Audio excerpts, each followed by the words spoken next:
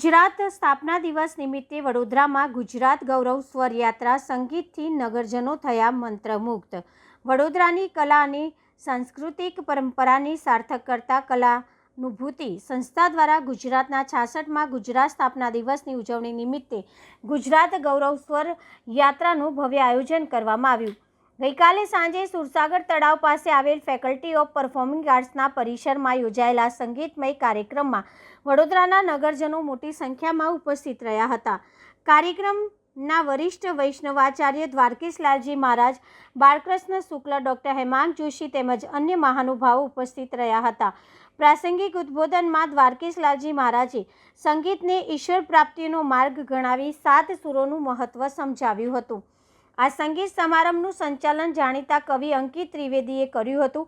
કાર્યક્રમમાં અતુલ પુરોહિત, અચલ મહેતા, રવિ નાયક, સનત પંડ્યા સહિત યુવા ગાયકો કાવ્યા લીમય, સ્વરિત કેલકર અને મહર્ષિ પંડ્યાએ ગુજરાતી પરંપરા અને અસ્મિતાને ઝળહળતા ગીતો અને ગરબા રજૂ કરીને નગરજનોને સંગીતમાં તરબોળ કરી દીધા હતા। કાર્યક્રમ દરમિયાન સમગ્ર વાતાવરણ સંગીતમય બની ગયું હતું અને ઉપસ્થિત દર્શકોએ એક અનોખો સાંસ્કૃતિક અનુભવ પ્રાપ્ત કર્યો હતો। ગુજરાત ગૌરવ દિવસ એટલે ગુજરાતનો સ્થાપના દિવસ ઉજવાઈ રહ્યો છે ત્યારે વડોદરા શહેરમાં પણ એ મહારાજા સયાજીરાવ યુનિવર્સિટી રાજધાની કહેતા હોઈએ તેવા સંસ્કૃતિને સાજે એવા અલગ પ્રકારના સ્વરમય યાત્રાની જ્યારે શરૂઆત થઈ રહી છે અને વડોદરાના બધા જ કલાકારો જે લોકો આંતરરાષ્ટ્રીય ખ્યાતિ પ્રાપ્ત બધા જ કલાકારો એક જ પ્લેટફોર્મ પર છે અને જ્યારે દ્વારકેશલાલજી મહારાજનું જ્યારે આશીર્વચન મળ્યું છે તો આ જ્યારે અદ્ભુત કાર્યક્રમ થવા જઈ રહ્યો છે તો આપના માધ્યમથી તમામ નગરજનોને એટલે કે ગુજરાતના 66માં સ્થાપના દિનના ખૂબ અભિનંદન પાઠવું છું અને આપણે ગુજરાતી તરીકેનો આપણા જે અભિમાન છે, જે ગર્વ છે એને આપણે જાગૃત રાખીએ જ બધા। અહીંયા કોણ ગુજરાત આજે 66માં ગુજરાત સ્થાપના દિવસ નિમિત્તે ગુજરાત ગૌરવ સ્વર યાત્રાના માધ્યમથી જ્યારે કલાનુભૂતિના મંચથી વડોદરાના સર્વ કલાકારો કલાનગરી વડોદરામાં કલાની પ્રસ્તુતિ કરવાના છે ત્યારે આપણા સૌ માટે ગૌરવનો વિષય છે કે ગુજરાત ગૌરવ દિવસની આ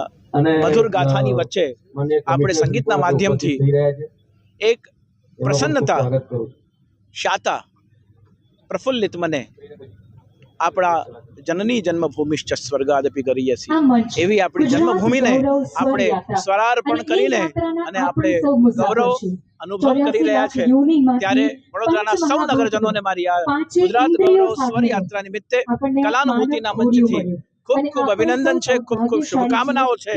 સર્વે ભવંતુ સુખિનઃ, સર્વે સંતુ નિરામયઃ, સર્વે ભદ્રાણિ પશ્યન્તુ। આપણે બધા ભદ્ર દ્રષ્ટિથી સર્વને જોઈએ અને પરસ્પર સૌહાર્દથી આપણા ગુજરાતનું, વડોદરાનું અને આપણી સંસ્કૃતિનું ગૌરવ વધારીએ એવી શુભેચ્છાઓ સાથે શુભમ ભવતુ। ગૌરવવંતા ગુજરાતીઓ છે।